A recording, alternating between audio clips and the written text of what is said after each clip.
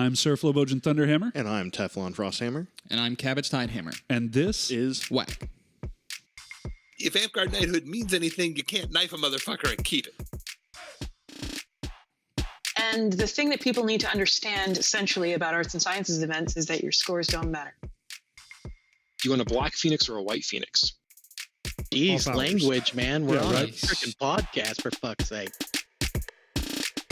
Mind-blowing experience, right? Hello, everyone, and welcome to WAK, where we discuss topics important to the Amtgard community at large and talk with interesting people from around the foam fighting world.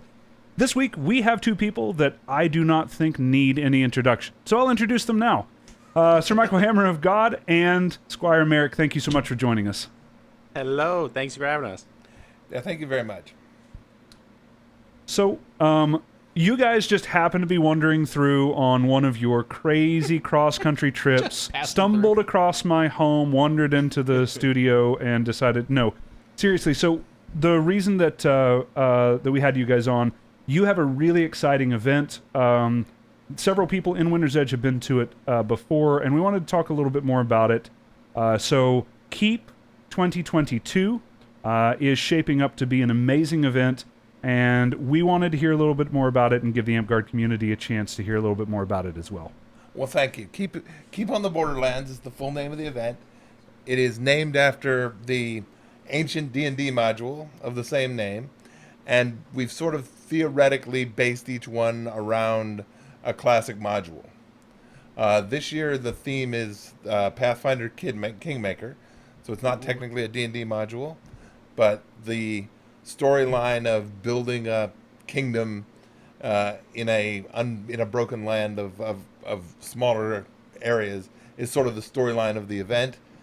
That only matters a little, but it adds flavor, it adds fun, and what we're going to do is we're going to go back to the formula that has been most successful for Keep and do all the things that Amtgard events do and just try to do them bigger and better and concentrate on the parts people like best.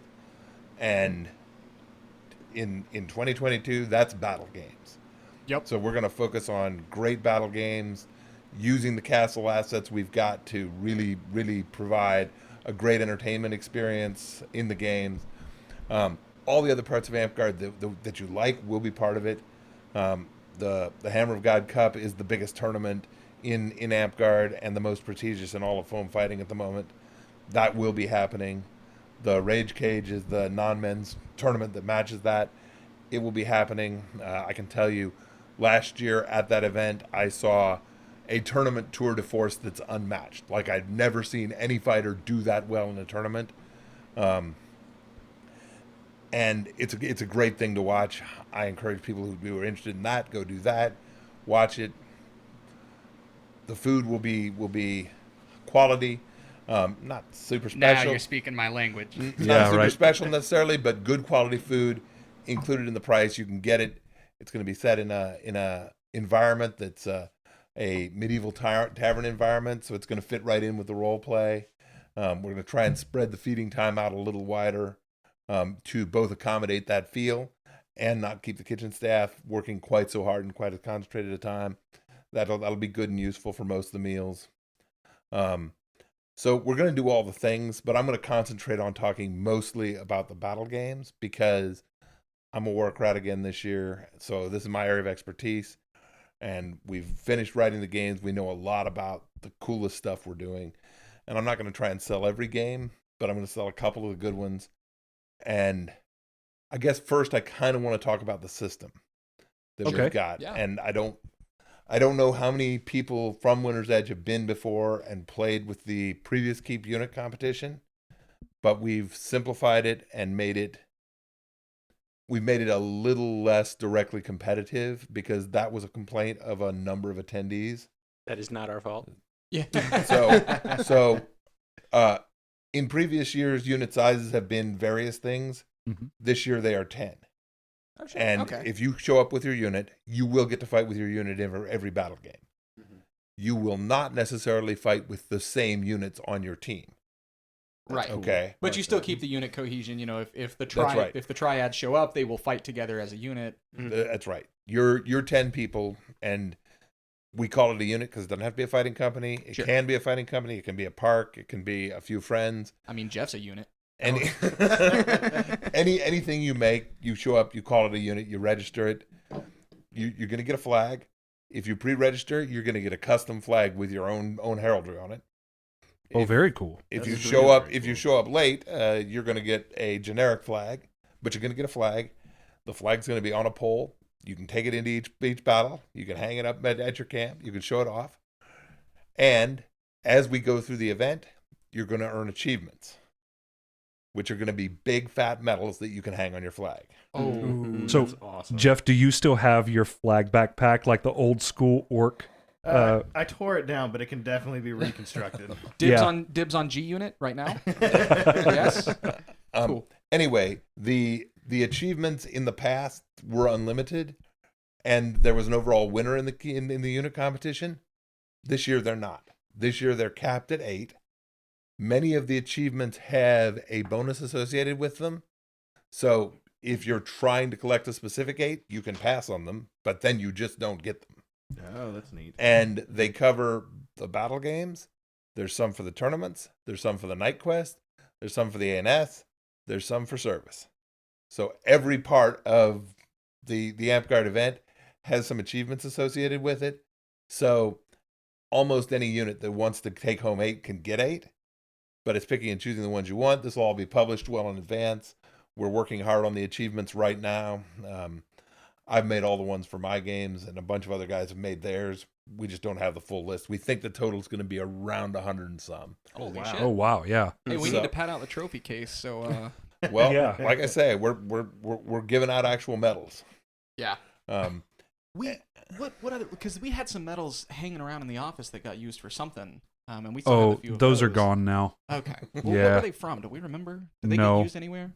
No, but I would take them to the event and claim that I'd gotten them. Yeah. We just got to find out if they're going to match what's already there. Just like your little league's baseball medal. Yeah, your right. soccer. Yeah, like that's Yeah. the vibe for sure. I think you should definitely try and sell that stuff. I mean, ours are all going to be exactly the same except for the back of them, so it'll be a little hard to sell it, but I would try.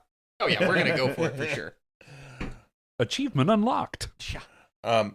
And the achievements are mostly going to be things that, at least in the games, that are not direct contributing to winning. So Okay. it's a little bit of a side quest thing, a lot like a video game achievement. Excellent. And if you just want to win, you should do that. The other point that we're trying that's a little new and interesting, I think it's fun and I'm excited about it, but it does carry some risk, is the entire event is going to be played out like a role-playing module with PCs versus NPCs. Oh. However, if you show up with your unit, you are neither PCs or NPCs. You will sometimes be PCs and other times be NPCs. Interesting. So And you you get should a way always of- be trying to win whichever side you're on. So you get to recycle some of the player base for other parts of the game, and it sort of gets everybody involved. No, not quite. Okay. So the key is, if we've got 8 battle games, Mhm. and you show up and want to play in all 8 battle games, you will. Okay. They'll all have 2 sides, but you Right. won't always be on the same of those 2 sides as you were before, with the same units as you were before. Got it. I Okay. see. Yeah, I kind of like this. I had played in a game very similar to this in Neverwinter years and years ago, early aughts, and they did it in a very similar way. You had a group that you fought with, but my teammates, our group was 5 at that time. I think that teams were actually 20 or 25, and there was several teams, and my 25 might not be the same, but my 5 people would always be the same, and sometimes we were the bad guys, and sometimes we weren't. Yeah. That's exactly the idea here.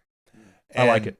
And the key is we're trying to make a story of conquering the broken lands and building a kingdom, Mm-hmm. and we sort of don't care if the PCs win or lose. Yeah, excellent. Yeah. I want every game the units to try and win and play for their team, and they get the achievements they want. And there is also a currency system that I have not all the details on because the autocrats are running that, not me. Mhm. But the games are also going to give out currency, and the currency lets you buy titles, which you hold for a period of time. and the titles confer bonuses. Ah, okay. Interesting. Kind of like Noblander in that regard, where you had the cards and it got you like a certain amount of in-game currency. Yeah, if you exactly. Only in this case, the bonuses are game bonuses Yeah. that you pay for rather than income bonuses that you come in with. That makes But sense. it's exactly like that. I And like that. the other feature to it is that buying the office you currently hold costs twice as much. So each dollar of currency you spend on it is half as valuable. So it is much better to say, my unit's going to try and be the Archmage this time, and then you're the Archmage. No, I would like to be the General next time, Mm-hmm. because it's bad value for money. Mm-hmm. And at the end of the game, there's going to be fancy prizes for the 8 offices, and it will be based who spent the most money on that office, regardless of who held it at the end. So, do the offices interact with one another? Like, do the bonuses confer, or have we gotten that deep into it? I'm thinking of, what's the card game where someone draws the king, someone draws the assassin, Citadels was what I was thinking about. That's not the plan. Okay. Like, yes, that would be fun, but it's an extra layer. The plan is these games will confer small battle game bonuses to that unit only. Oh, okay. We've been working out with Jay too much. The first place Flo went was, how can I break this? Well, This is one of those things where we've talked about this so many times, that the best battle games are the ones that are just they have just enough complexity to be fun without adding so many layers that you have to rein yourself in and say, I know that this sounds really cool, but No, I mean, how many things are people going to remember, right? Yep. I'm a big fan of keep it simple, stupid. Yep. And especially when we're talking about huge battle games. And Keep last year was super small because of COVID, but Keep in the past, we have not had problems getting 400 people on the field, 500 people on the field. So this is something I wanted to bring up is Keep is, I think, and correct me if I'm wrong, but Keep is the largest inter-kingdom event in Amtgard? For about the last 7 or 8 years, we have been, not counting the COVID year. Although technically we were the biggest last year too, but it sort of doesn't count. Yeah, it's got an asterisk. And that was a little COVID star. Yeah, great. Yeah. The question is, would we hold it forever? I don't know. But part of the key is you've got to get that interest and make people want to come, and then size builds on itself. Yeah. And well, and with what you're building here too, it sounds like the storyline of Keep could continue from one Keep to the next if it's compelling enough, right? Like you have this situation where the NPCs can quote win or settle the kingdom. Right? That's very possible. I don't know. Generally, new autocrat teams come in and they may want to do new things. That's fair. That is a part in which we're fairly conventional with the Amtgard events. So I want to take a moment here too. If you have never been to an Amtgard event with 400 people before, bring deodorant.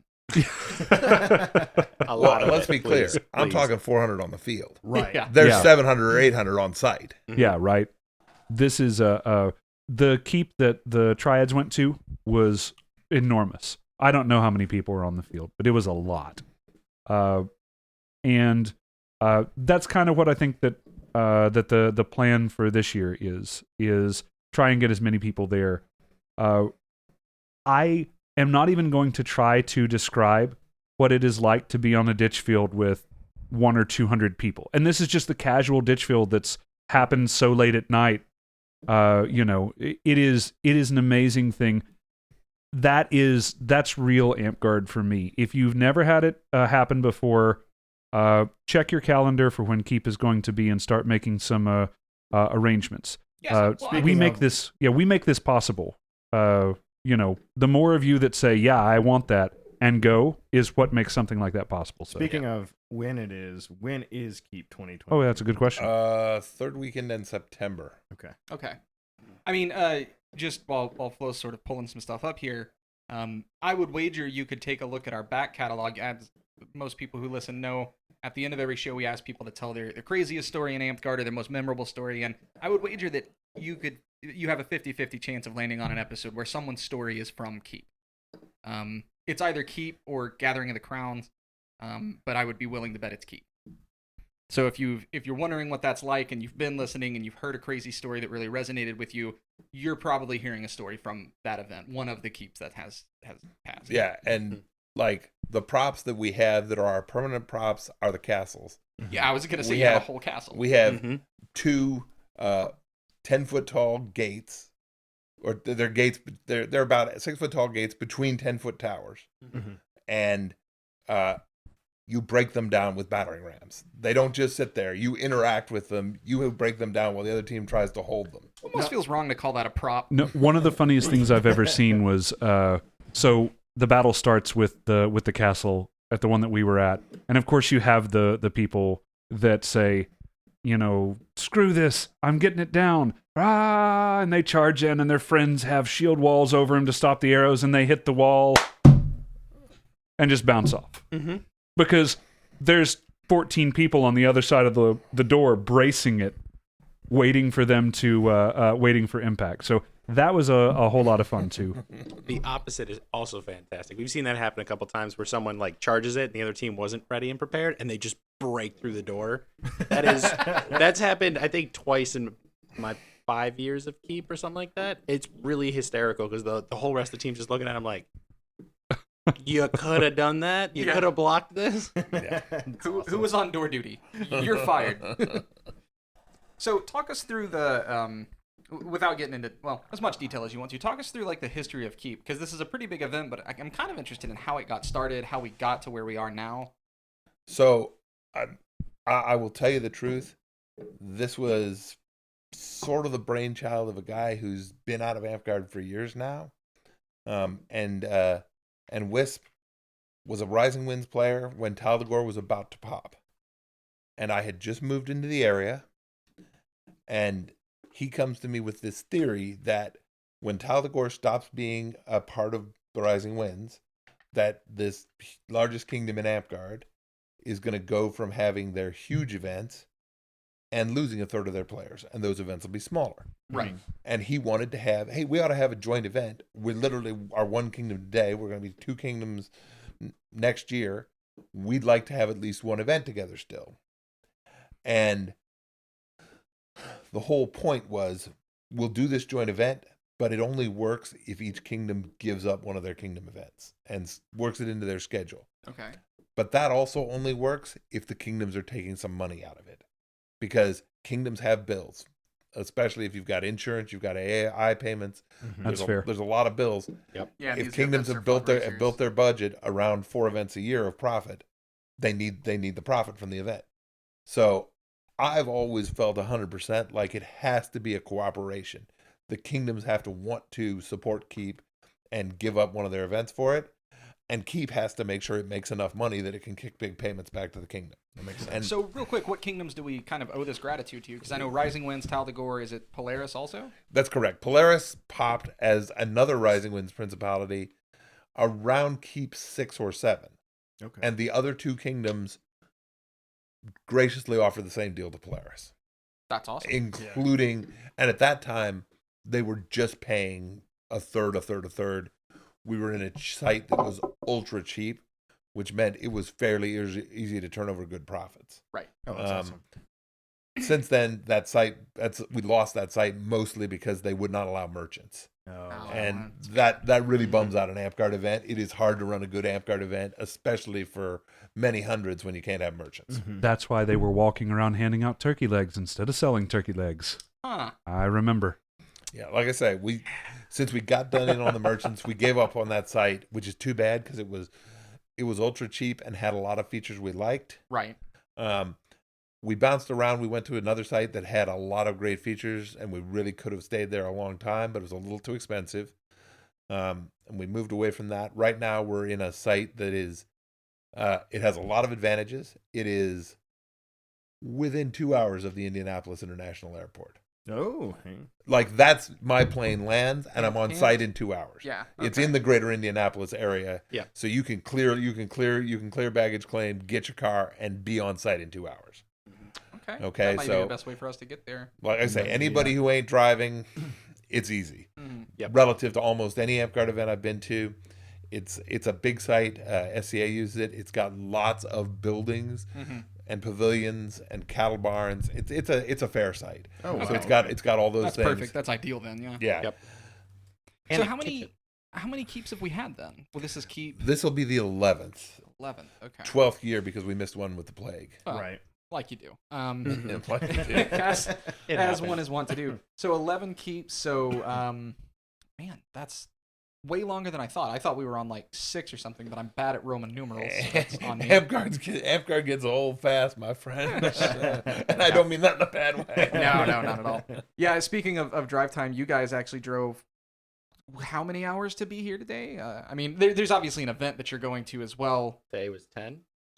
10, 10 and a half. Yeah, 10 and and a half, 5 11, yesterday. 11 breaks. Yeah, okay. So if there is an easier option to get in, like flying, But pretty again, tempting. we passed the keep site 5 hours from here. Right. Oh, So really? in Knoxville, we passed the keep site 5 hours from here. Man, geography come- really is my worst suit. Like we come from the far end of the area that keep covers.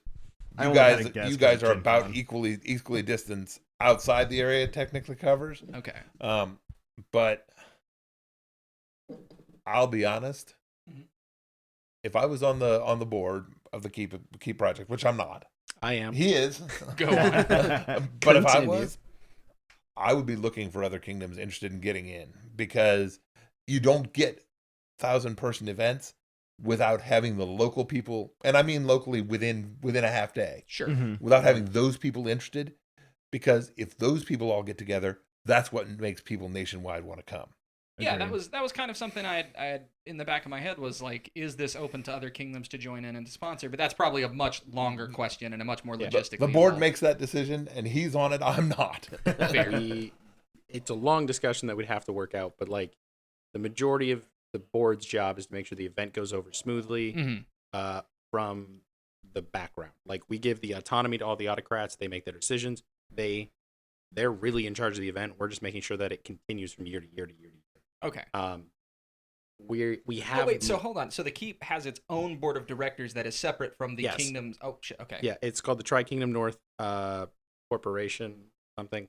We just call it TKN, Sure. and that board of directors controls the money and the processes and all the assets that are owned by the keep event, so that no kingdom is in charge of them. You know, we're not bouncing back and forth asking like, "Hey, where's this castle?" or whatever.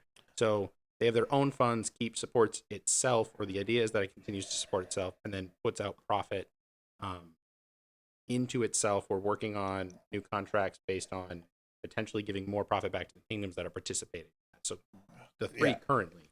We're basically going away from a handshake model, which is what it was originally ran on, Right. Sure. to a professional model with contracts. And TKN is working hard to come up with what they need from the kingdoms.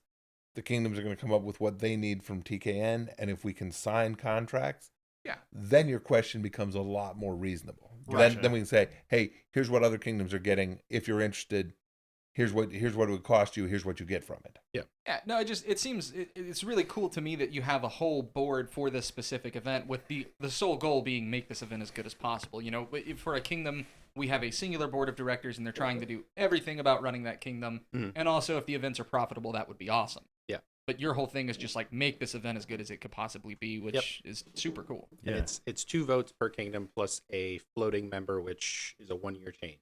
So I'm currently the floating member, and then everybody that is proposed, because the kingdoms each have to give X amount of numbers of potential members for the TKN board. Okay. They can't be an officer at the kingdom. They can't be on the board of directors of the kingdom.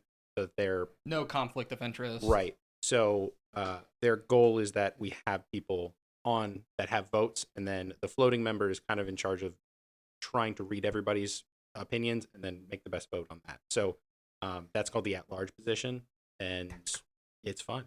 And as a member of the Polaris board, I will tell my 2 voters, this is my vote. And the board will say, this is what Polaris wants from TKN. Right. And they will likely go vote that way. Gotcha. Okay. Yeah, I mean, you still got to rep your kingdom, but you're not directly Yeah, like affiliated. my position as the at-large is that I should listen to my kingdom, but I should also listen to everybody else's and get opinions from everything else. So I shouldn't just be like, well, my kingdom wants this. We have an extra vote on the board. Let's go. We should try to incorporate everybody else. And I think the last at-large we've had a tradition of keeping that mentality and Mhm. make the best decision for all the kingdoms involved, as well as keeping the event profitable. So I think that this was really cool to learn some of the behind the scenes stuff, especially if there's any other groups out there that are interested in doing something like this. You don't have to be a kingdom; you can get with other groups in your own kingdom or anything like that, and put something like this together. Really good events are made; they're not born. Mm-hmm. But I had a question for you that was a little bit more new person centric, maybe. So I am a new person, and I say, "This sounds great." Hi, my name's Flo. Get out. I'm a new person, and I say, "All of this sounds great, and I want to go to Keep." And so I get all of my stuff together, and I go. Is this going to be? Is this site camping and RV friendly? It is camping and RV friendly. We have last year we did not fill the RV spots, so I think we probably have enough. We were a little small last year, so if you want to RV it, I would reserve as soon as you can, which you can't yet, but it will be soon. There should be plenty of camping space, so that's not a problem. And it's good flat ground. And the other thing that I can't emphasize enough, it's right in the middle of Greater Indianapolis. So if you choose to hotel, there are many choices in a wide variety of price ranges 30 minutes away. Nice. Or less. And for people who judge how good their Amtgard event is by how close the Walmart is, it's literally across the street. This is very true. It was very convenient. It was so nice. The other thing you guys talked about that this event definitely has is that walking around camp culture. You go from camp to camp to camp talking about people. And this past year, we kind of had all the camping surrounding the battlefields. You could see it as soon as you got up. Oh, that's really cool. It's like sunrise over the castles was awesome. But then you also got to see the battles that are going on right from your campsite. And you were very highly encouraged to go walk around and see everybody. That's awesome. And I think a lot of that is gonna stay. We're gonna open up a whole nother field of camping because we expect it to be a lot bigger without a pandemic. So the most isolated camping spots will be isolated, but it's not so big that if you and your people like to camp completely isolated, that may not be super possible. Yeah. Gotcha. Fair. I mean, if you like the camp super isolated, an Amtgard event's probably not your steez necessarily, right? No, I mean you can do it at Gotsy. Sure. Well, okay, yeah. So, some things that I'm going to need to get together before I go. I'm going to have a team. Mm-hmm. Do you know if have you gotten far enough to know if there are size limits for the team yet? 10. Yeah, 10-man units. Yep. All right. 10-person units. So up to 10. If I don't have 10, will I be able to merge with other smaller groups to get my 10? Yes, indeed. LFG. Yes, indeed. And theoretically, we're going to put you in a 10-person unit. Whatever you show up with, we're going to bulk that up to 10 or close to 10. You're going to get a flag, even if you come with the one without pre-regging. You're going to get one of the generic flags, and you're going to play with those people all weekend. So, I don't want to say whether it's a choice to make a friend or not, but it is absolutely a chance to get some time to build cohesion and figure out how to play together with a group of people.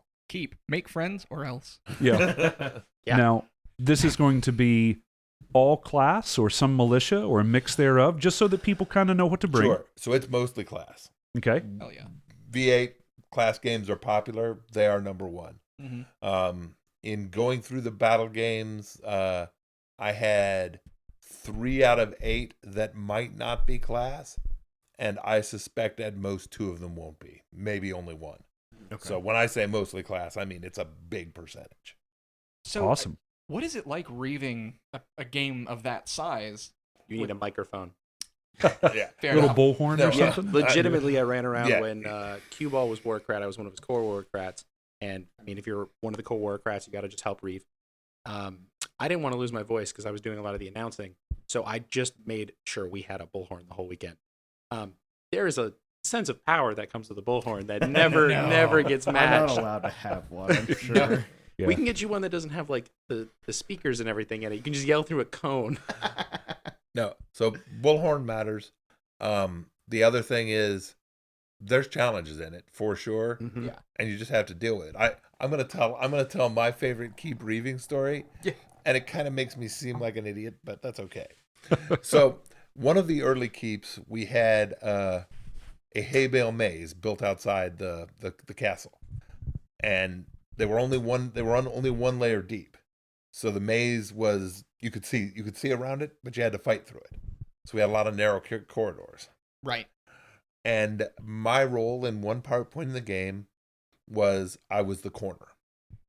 Okay, we had a narrow spot, and the poles were consistently stabbing over the corner to try and hit people. And so I just stood in the corner and said, if you're not on that side of me, you hit nothing. And of course they stabbed me some, but I didn't care about that. The part where this gets stupid is got a narrow area about this big with poles going back and forth trying to stab each other just like this. Yeah. And right through there comes a pole with a head hanging off. And like a complete idiot, I reached in there to grab it because that's going to kill somebody. Yeah. My arm just about came off. It got hit 40 times. I yanked my hand on the machine and started yelling hold, and I got the pole off the field. But like my initial reaction is, people are stabbing each other and there's a pole without a head. I need to stop it. Mm-hmm. That was not the right way to stop it. that 100% would be me.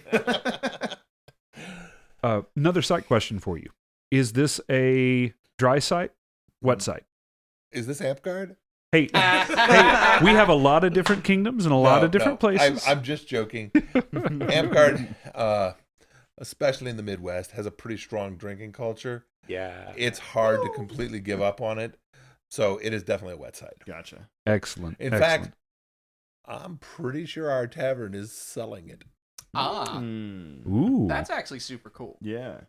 Also, logistically, probably a fucking nightmare, but that's super cool. Yeah, no, There's less problems than you expect as long as 2 certifications are held and 1 security member is present.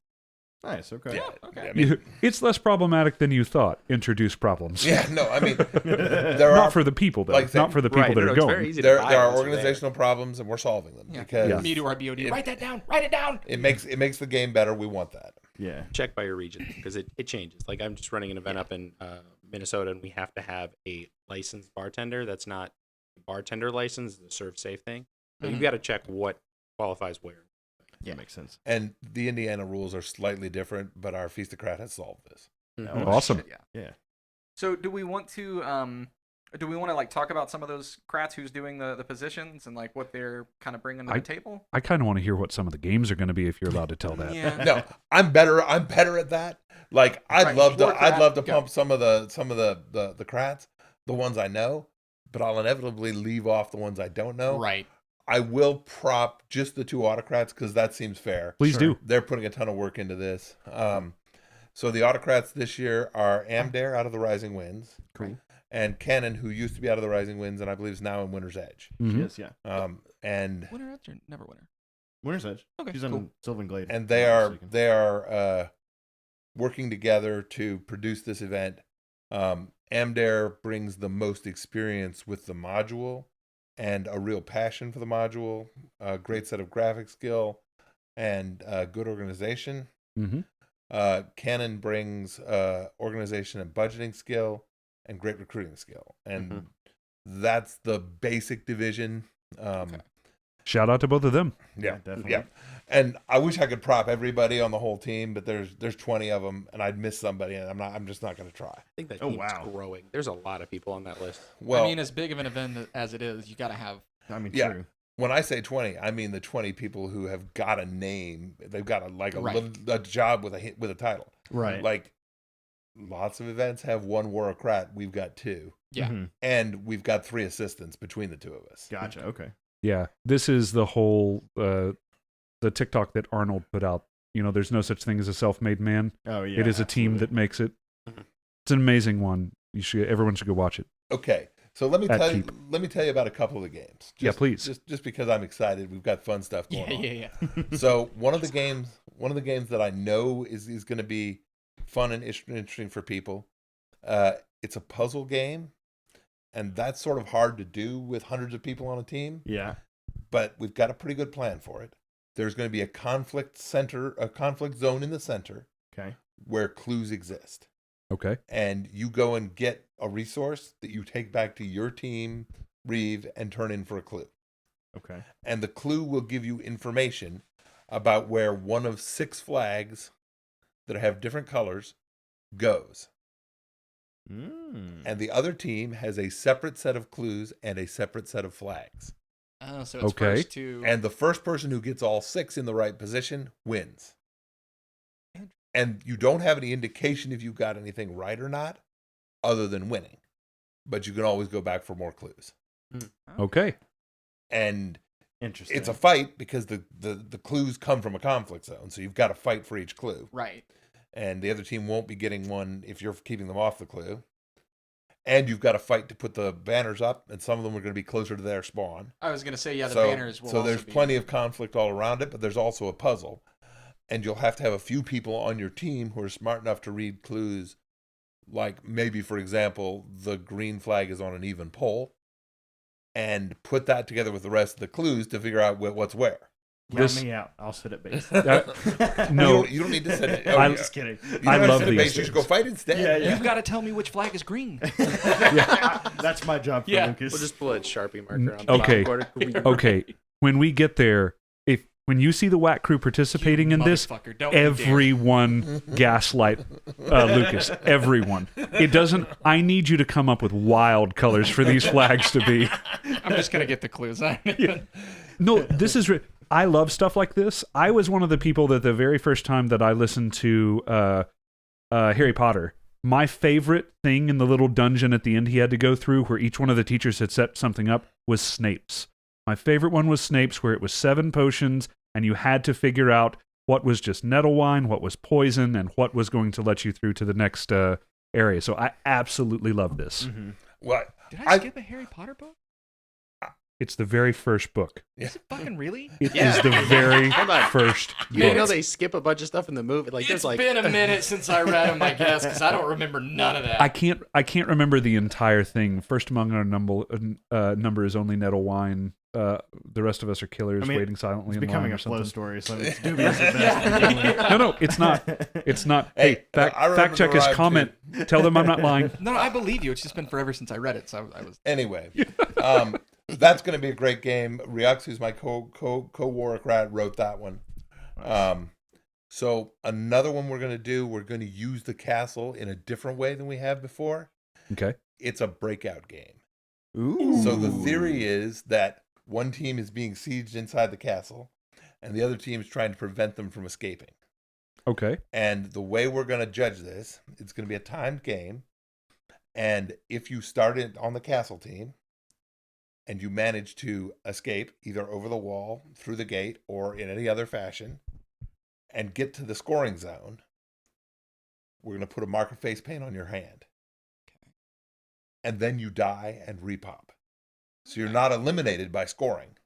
Oh, good. Yeah. But a high percentage of the castle team needs to escape for it to be successful. We're going to do some play testing before we're sure what that percentage is. It's 60, maybe 70. And that's their win condition. If you can escape 70% within your time zone, that'll be it.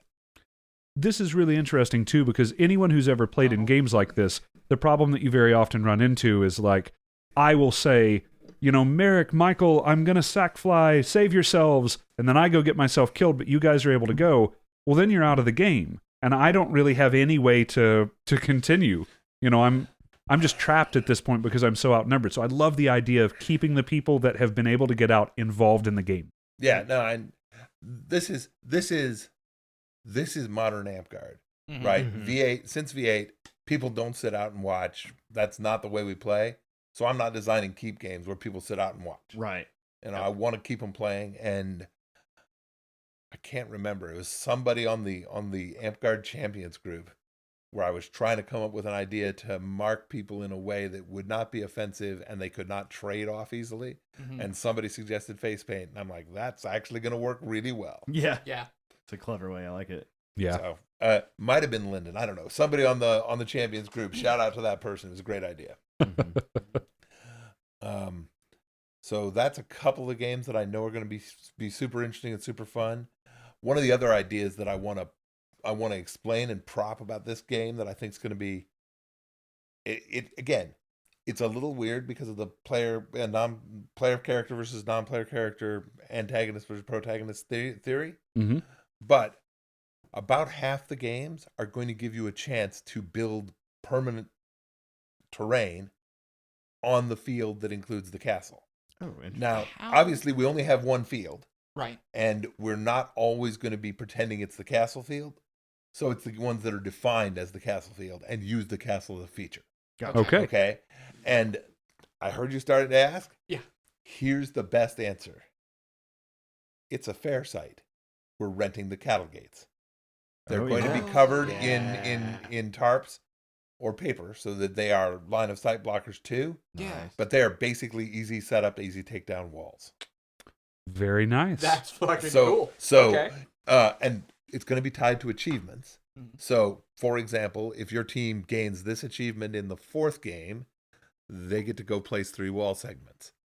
And those wall segments don't do anything in this game, but they exist in the other 2 games that use the castle field. Right. And by the time we're playing the final game, as much terrain has been added by the PC team, will be there. Even if my unit earned an exciting piece of terrain and put it there, we might not be on the PC team anymore. So whether it's helping us, Hoist it on your own. You need petard you a need little to bit be there. strategic in how you place it, but not so much so that you don't know that it screws you if you end up on the defending or team. maybe you just gamble and you place it really, really well. And if Yeah. you're on the wrong team, it screws you. I mean, terrain's always fun, right? Yeah, So, like, no. just place it and have fun. Adding on it. terrain and the ability for the players to choose where they want to put it and to try and be strategic and intelligent about it is fun. It's going to make the game better. I like that. The other things we're going to do with achievements is anybody who's played Pathfinder Kingmaker, either the module or they had a pretty good computer game of it too.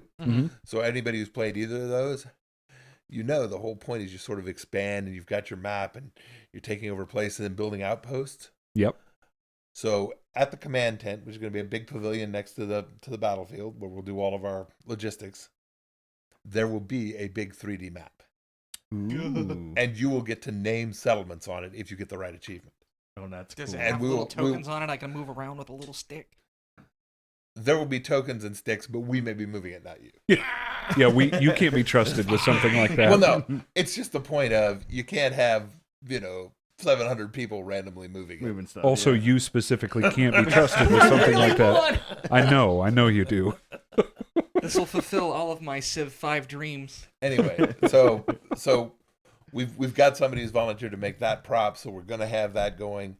There's going to be a similar, I think, 2D map in the town square that covers everything, not just the war. Because as I said, these achievements tie into everything. They tie into the tournaments, they tie into the ANS, they tie into the service. The whole thing, and Night Quest and Bardic. So it's all going to be affected by it, and that will track the whole growth of the area, whereas we'll just track the war part of it. But ours is 3D, so that's kind of cool. Yeah, it's a lot better. The best part. Oh man. So to hit up a recap here, because I think that we've had a whole lot covered.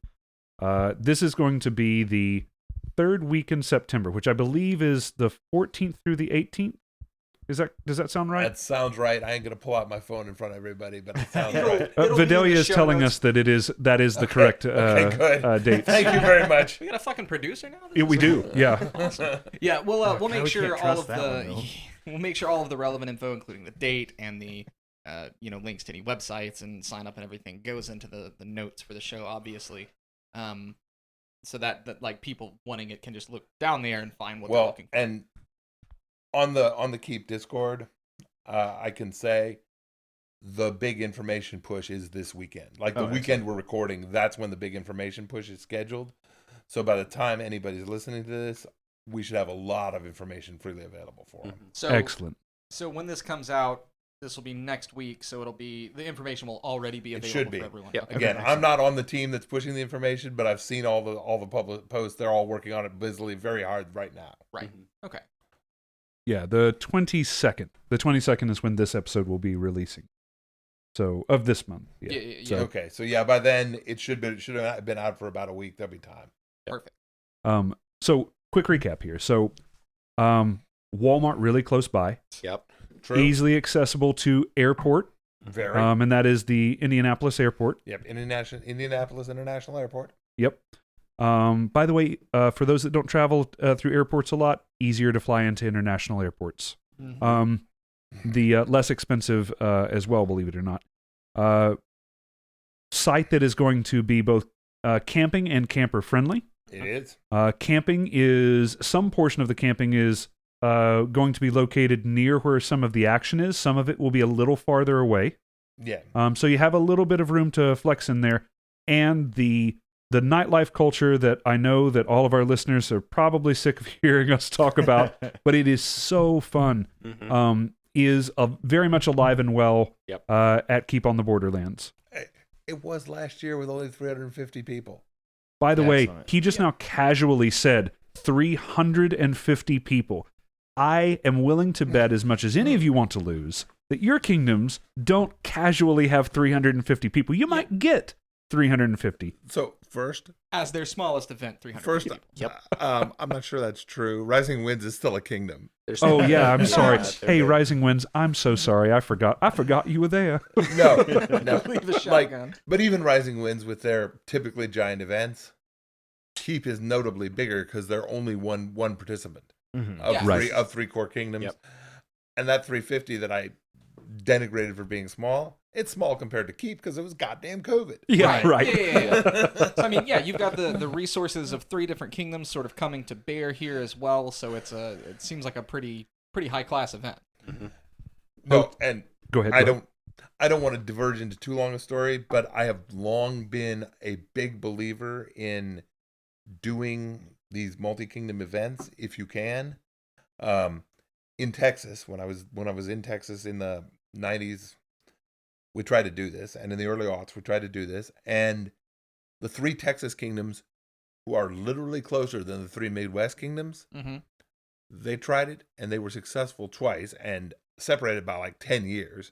But both times, the triple mid-reign was great. That's what they called it. They did all 3 mid-reigns together, triple mid-reign. It was literally great twice, but they couldn't do it regularly, even though it made it bigger than any of their kingdom events. Because Weird. tradition is hard. Right. Tradition is hard, and it's why I want to keep strong as long as possible. Because right now it is tradition. Yeah. Well, I mean, this even kind of goes to on micro level too. Like if you guys have parks that are kind of close together, you can kind of do the same thing on a micro level and do a 3-4 park, day event thing or something like that. And make sure you have a bigger, thing for your coronations and stuff like that too. So this is not something. No, I agree with you. You can, and if you're not, you should. Yeah, absolutely. Yes. And while you're there, form 10-man teams and get ready for Keep this year. Yeah. Practice. Mm-hmm. That's actually a good point too. If you have a unit you're taking yeah. to Keep, you should start drilling now for. Bro. Oh, I'm not gonna lie. Yeah, and I'm going to give you a free hint. Your casters should not rely on verbals unless they've got God's own voice. Yeah. Battle games on that size are Bullhorn hard. caster. It doesn't work. Oh no. I'm not gonna lie. So as a My Paragon power Bard, shoves thee. My power shoves. it's really hard on a. I mean, even Keep last year with the smallest. I think our smallest battlefield was like 120 people. Oh, you poor thing. I know, it was terrible. And even then, it was like trying to get some of the casters off. Unless you knew the other person's name and could get their eye contact in the middle of a conflict, you were like, this verbal's not happening. Spell balls work moderately fine, but like, Got to get them back. you got to get them back. You're going to want to practice with your team because like moving in a large field is terrifying. If you're not prepared to stick with your team and do what you need to do, it's not going to work the way you expect it to. If you think regular kingdom events are chaos, that this is going to be worse until someone takes control. You have like the Einarjar from our kingdom have done it a couple times. Cue Ball has completely made a team of like 200 people follow his will. And when you get organized on that kind of scale, it is fantastic what you can get done. Did you just say you have Einherjarn in your kingdom? Yeah. Oh, I need to come visit. Hey, shout out to my boys. Yeah, I mean, even just from again to take it small scale, like Jeff has said, on your local ditch field, when people are yelling out stuff that they think you need to know, you don't always respond to it, right? Like on our ditch field, I'll yell left all the time because somebody's trying to flank our left side. People aren't used to hearing that shit, so everybody just keeps fighting, and I'm like, left. There's a TikTok of me yelling at Chops in the field, yes. and I'm like, turn around, Chops, turn 180 degrees, asshole. You want my hint? This is what I teach in my teams class. Yeah. If you want people to pay attention to you, unless they're a 20-year veteran, you use their damn mundane name because they've been responding to that for their whole lives. Shout at them like their moms used to. Full names. Learn that middle name and get it in there. Yeah. I mean, you can steal the Justicar's plan, which was the whistles. Yeah, hey, whistles were a thing. They worked well. I was gonna say for historically a few years, they were successful. We talked about every now and then with Swahili or something stupid like that, so we'd learn things. It's obviously never happened, but have your bard bring a drum and a fife. We actually have a bard on our field that drums. Yeah. It works out pretty well for him. And now all you got to do is get one with a fife. Yeah, right? I don't know what that is. Penny whistle, like. Oh, yeah. Okay, with you. Those were in a lot of Beatles songs, right? I really feel like I'm in the South now. Yeah. So the big things that I want to touch on here is just that it's rare that you run into a site that is, I believe, so well equipped. It's easy to get to. There's easy shopping nearby. It has hotels that are nearby. It's got camping and RV sites, if that's your thing. And by the way, if you can, I understand that not everyone is able to camp, medical reasons, something like that, but if you can, you should stay on site. That is where all of the fun happens late at night. If you aren't staying on site, if you aren't sleeping on site, stay on site as long as you can every single night. There's going to be shenanigans. There's going to be tomfoolery. Yeah. There might even be malarkey. Get yourself a sober driver and have fun. That's what we're here for. Yeah, Ubers exist. Like there's almost not an excuse. Hey, almost. We're in Greater Indianapolis. Not only does Uber exist, but your upcharge is going to be tiny. Could you imagine if an Amtgarder just decided to Uber back and forth the whole time for people? You could make yourself a millionaire overnight. I had pity on the poor Uber driver that's going to get like 4 sweaty Amtgarders in the back of his SUV. Where are you guys going? Hotel. Take me home. Just lay a piece of paper in the front. Yeah. Go here. It's laminated. It's like a kid line at the elementary school. I am sure that Friday night and Saturday night Uber drivers have had lots of drunks. Yeah. Oh yeah, absolutely. Maybe not lots of costume drunks, but a few of those even.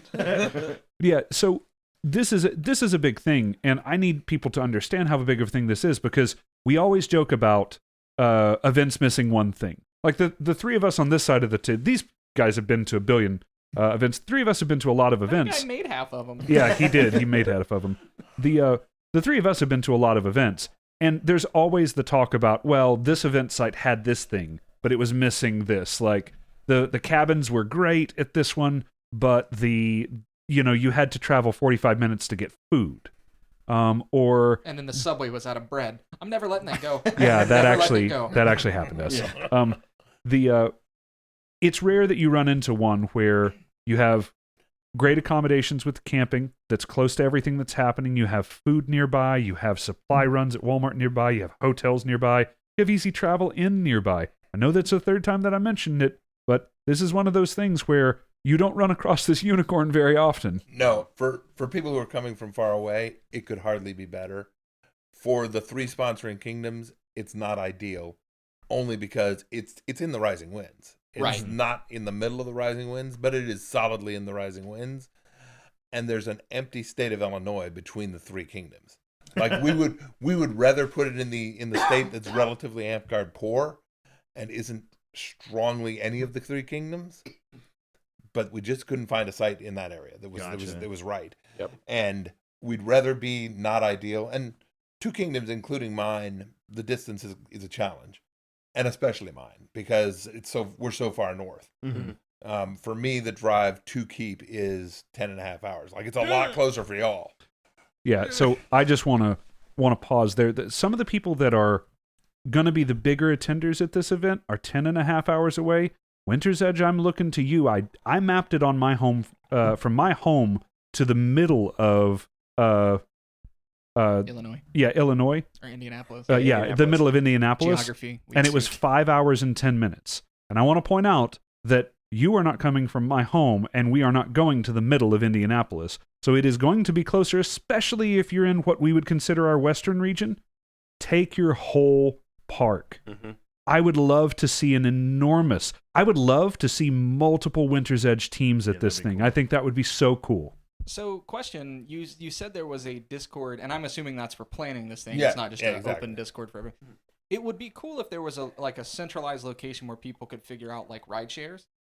Like if there was like a Ooh. mass carpool thread, and like, hey, I'm coming from the West Coast. Is there anybody within 2 hours of Seattle or whatever? So I don't hate that idea. I will push it to the autocrats and see if they have somebody who wants to take it on. Yeah.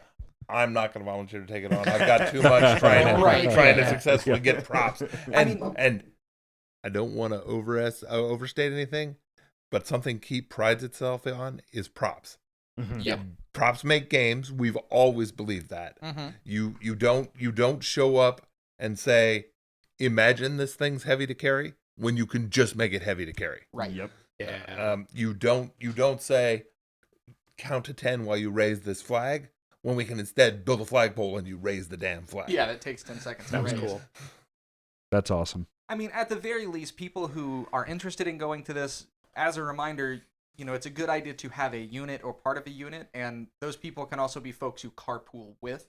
Mm-hmm. So even if there's not a centralized location for this, if you are planning to go and you have 5 friends who can be in your unit, try to work out a carpool amongst yourselves as well.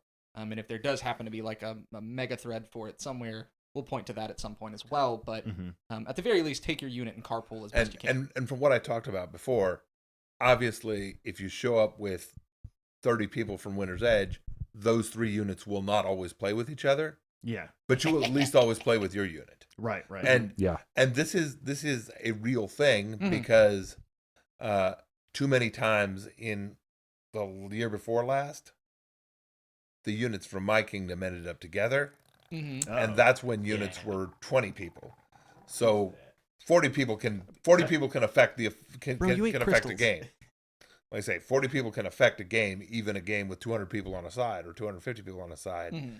That's part of where we reduce the unit size. Is we don't want to have one unit that controls the game. We want every unit to get out there and have a chance to play and to be winners.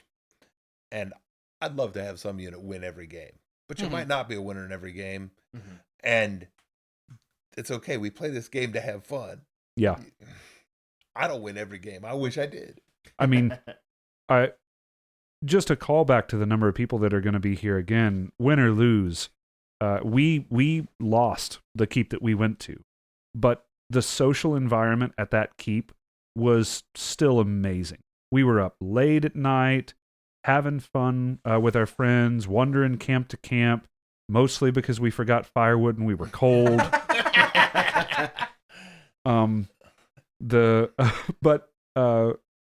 Getting drinks, just having a fun time. It's what I hear a lot of the DAG players talk about as just a base part of their culture that I had been missing from Amtgard for so long. So yeah, if you're able to make this keep, please do. I think that it's going to be amazing. I would love to see.